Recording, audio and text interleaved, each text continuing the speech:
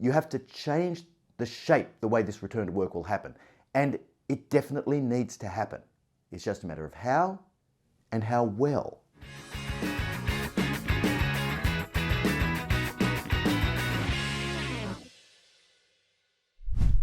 The dust is well and truly starting to settle on the COVID pandemic, and life is back to relative normality. For example, I was just able to travel to and enter Australia with no proof of vaccination and no recent COVID test. While I was there, I was able to seamlessly cross state borders without any checks or restrictions. Now contrast this to the situation just over 12 months ago. I had to get permission from the Australian government for me and my wife Kathy, who by the way is a US citizen, to leave Australia to go to the US. Permission, which I might add, was initially denied. I also had to show my electronic vaccination card to be granted access to the very few public places that were actually open. Now, one of the lingering COVID hangovers that hasn't yet been resolved is the question of hybrid work. Many companies want their people back in the office, but many of their employees increasingly don't want to be there. Decisions still have to be made by many companies as to how they're going to handle this transition. I've seen a huge increase in the number of studies, articles and blogs that are focusing on the return to office issue. So much so that it feels as though we're approaching a critical inflection point of sorts. How is the landscape developing? And what does it mean for leaders who have to manage not just their own expectations, but the expectations of the people in their teams as well? So what are companies planning? We're starting to see a huge divergence in how different companies are approaching the return to office issue. Some companies have really embraced work from home.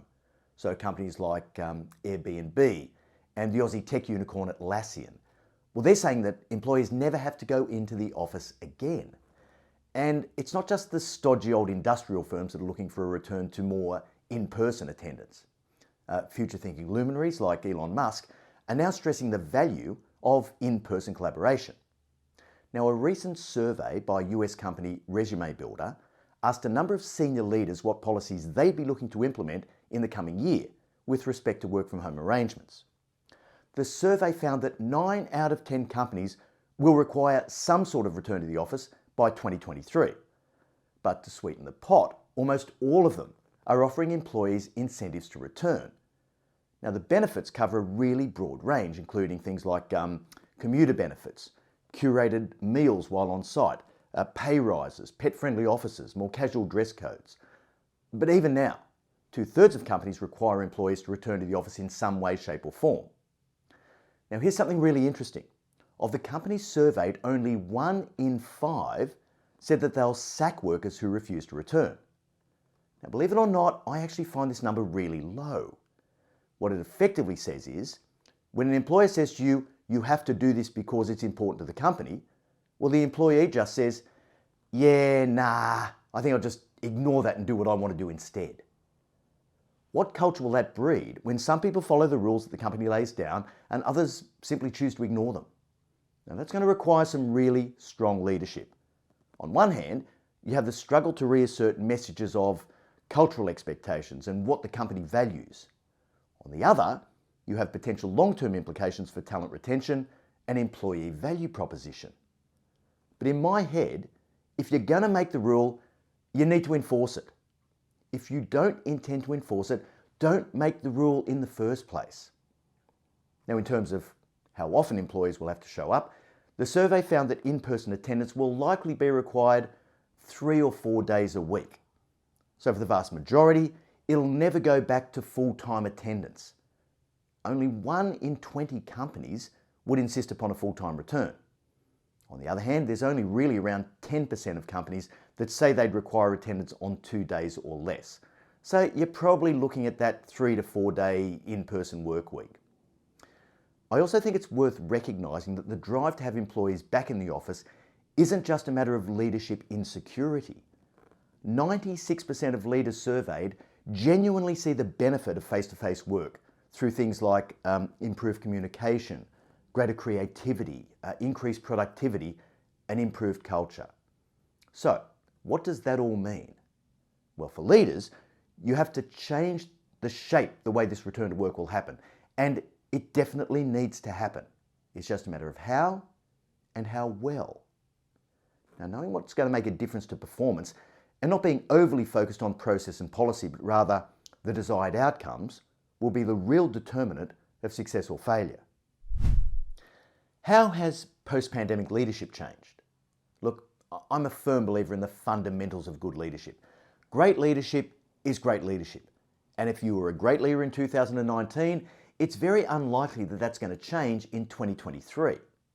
Although situationally, at different times, in different industries, at different leadership levels, and in different economic cycles, certain leadership fundamentals can become more or less important. Now, I recently came across a Wall Street Journal article, What Good Leadership Looks Like Now versus Pre-COVID. Now, this cited a recent Korn Ferry study. In case you aren't familiar with who Korn Ferry is, it's one of the 5 global executive search firms affectionately known as SHREKs. Now, SHREK is an acronym for the 5 companies' initials: Spencer Stuart, Heidrick & Struggles, Russell Reynolds, Egon Zehnder, and Korn Ferry, with a K, of course. Now, they have access to a lot of senior executives in really significant companies. They place them in the top jobs globally, and they sell other executives to them. So this really is the rarefied air of the job placement market, right? Anyhow, Korn Ferry conducted a study based on the Drucker Institute's rankings for overall company effectiveness. They compared the top leadership traits and competencies of the companies that were listed in the Wall Street Journal's Management Top 250 list. Now, traits are the personality characteristics central to who a person is, whereas competencies are observable skills that either come naturally or can be attained and honed with experience. Now, these data come from thousands of executives across more than 850 US companies. So look, this is pretty credible stuff. Now, the comparison between 2020 and 2022 didn't really change a lot when it came to basic leadership traits.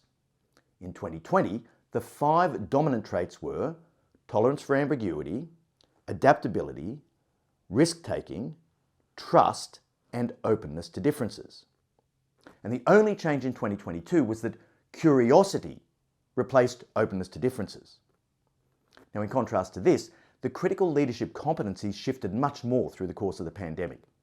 In 2020, the critical competencies were builds effective teams, drives engagement, communicates effectively, collaborates, and cultivates innovation. The only one of these 5 competencies to survive in 2022 was collaborates. The other 4 all new entrants were global perspective, manages ambiguity, interpersonal savvy, and instills trust. Now, it's not too hard to see why this might be the case. Supply chains have been in disarray for some time, and the increases in complexity and ambiguity have pushed us to a completely different place. But think about the competencies in relation to the personal interactions. The 2020 competencies of engagement, communication, and team building have been replaced by interpersonal savvy and trust. Now, do these require new competencies to be developed for leaders, or is it simply a sign of the increasing degree of difficulty in the leadership task itself? It used to be so much easier to get away with not placing a dedicated focus on the individual relationships that underpin a team. But now, it feels harder to be successful as a leader if you don't have that. Interpersonal savvy and trust are much more difficult to develop remotely and with a limited number of interactions to form those relationships. So the quality of these interactions also suffers from remote communications. How many of your team do you reckon are looking at something on their screen which is completely unrelated to a conversation that you're having in a Zoom meeting? So for all the people who want to stay home and just say, I can work as effectively from home and I'm more productive to boot, well, they may be right to some extent. Discrete tasks are really doable remotely, but anything that requires collaboration and interaction is markedly degraded. And you'll have a much harder time developing the trust and building the culture and relationships that high-performing companies are built upon. So what are the people at the top thinking? Now, I was just about to start recording this episode when something in my inbox caught my eye. It was another Wall Street Journal article which was entitled, "Your boss still thinks you're faking it when you're working from home." How could I let this one pass, right? Now, recent research found that office occupancy rates in the US are still well below 50%, and many executives are suffering from what we call productivity paranoia. 85% of leaders still think it's harder to know if employees are being productive when they work from home. Now, this isn't just founded on doubts about effort and productivity.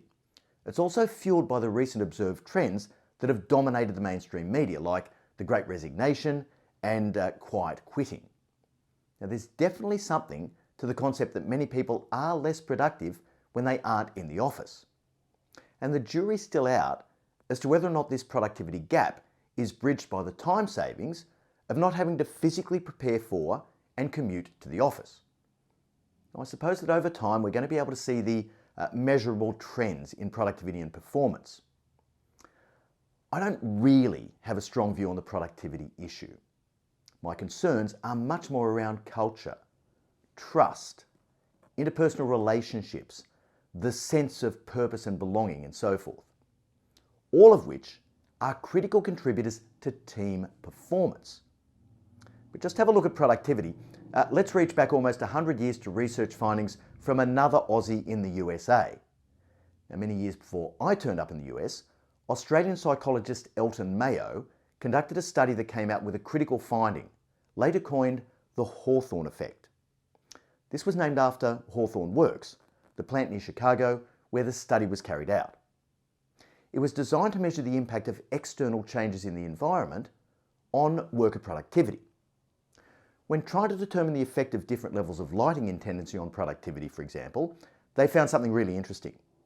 When lighting levels were increased, productivity increased. When lighting levels were decreased, guess what? Productivity increased. In fact, no matter what they did, productivity increased. Now, what they found was that the increase was not attributable to the external changes at all. It was solely attributable to the fact that the individuals were being observed by researchers who were running around with lab coats and clipboards. As long as the workers were under the scrutiny of the research, productivity increased. And when the study was completed, productivity dropped again, like a stone. So the skepticism of many leaders about productivity may actually be well-founded. Are there any answers in all of this? Well, I want to finish by taking a look at a Fast Company article written by Dr. Thomas Chamorro-Premuzic with a snappy title, Hybrid Work Can Backfire If You Don't Have Strategies for These 4 Obstacles. Now, he kicks off the article with this statement. Competent and motivated people should be allowed to decide how and where they work. Okay, this is probably true, but just ask yourself one question. As you look around your team and organisation, how many people would you classify as both competent and motivated? Well, it's certainly not everyone, even in smaller companies. Your level of personal optimism is probably going to determine what percentage you think fall into this category. But it's clear that not everyone should be able to decide for themselves.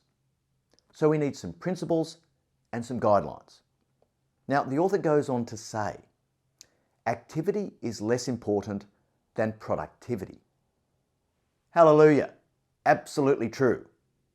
The more you base rewards on results, the less room there is for the upwards managers in your organisation who thrive on politics and bullshit.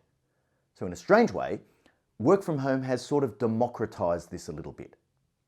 But there are still some obvious issues of performative work. For example, people attending a surplus of Zoom meetings or scheduling emails to be sent out at all hours of day and night. Post-pandemic, companies have been forced to move to a new model. They're now facing increasing employee demands, and they're struggling with morale, retention, and brand reputation. So let's have a look at the author's 4 obstacles to successfully implementing the new hybrid model. The first is unfairness. Now, with some people able and willing to spend more time in the office than others, it may lead to a lack of fairness. For example, if you give managers too much flexibility, different managers may implement different rules. But if you put blanket rules in place, they'll suit some people more than others. Look, this has always been the case. Life's not fair, so just get on with it. But it does raise an interesting question. How do you craft a policy? Like, one size fits all, it just won't work. But if you leave it to your leaders to decide, you're relying on their judgment. And this is going to introduce really high levels of variability. And this is a tricky issue for sure. The second obstacle is unspoken rules. Now, the policy may say one thing, but conduct and rewards may support another. This is the concept of allowing X, but rewarding Y. Now, the author says, the point of hybrid work should be to improve work-life balance, not widen the gap between those who have responsibilities outside of work and those who don't. You probably know where I'm going to go with this one. Leadership is not about creating support groups to provide equal outcomes regardless of individual circumstances. Unless, of course, you're completely disinterested in results. See, individual differentiation is key to high performance, and this is just another manifestation of that principle. The third obstacle is presenteeism and proximity bias. Now, turning up physically does give you an advantage, there's no doubt about it. And once again, this has always been the case. We've learned that it's way harder to connect via technology. In-person dealings are infinitely more productive for a whole range of reasons. Now, we all need to make choices, whether we're driven, ambitious leaders or just people who want to go in and earn a paycheck to support our families. But the individual choices we make, they always have had, and they always will have, a set of consequences. This didn't have so much focus pre-pandemic though. Some personal choices make it harder to contemplate in a career situation. And to my mind, that's okay if it's harder to compete. The person who's extremely driven and dedicated to their career probably should win the next promotion, as long as it's merit-based and not just a function of, physical turning up on the job, of course.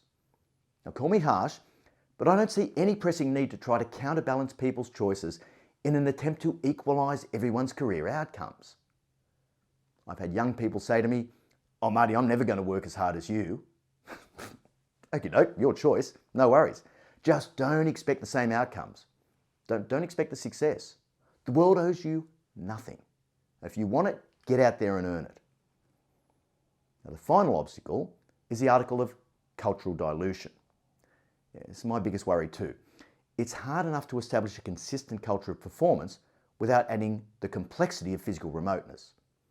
You've probably heard me say there's no single culture that defines most organisations.